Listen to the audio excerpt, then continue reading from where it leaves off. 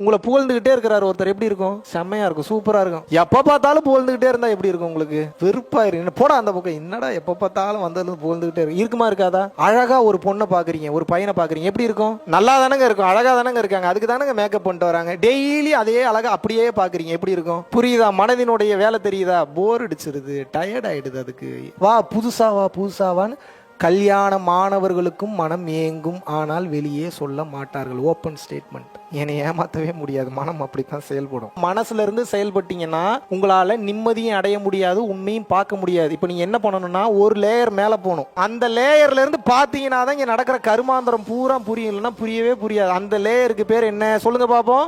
ஆன்மா. எந்த ஒரு ஆன்மாவானது தான் வாழும் வாழ்க்கையிலேயே தனது ஆன்ம உலகிற்கு தேவையான சொத்தை சேர்த்து விடுகிறதோ அது ஆவி நிலையில் அல்லல் படாமல் பெரும் தெய்வீக நிலையை அடைந்துவிடும்.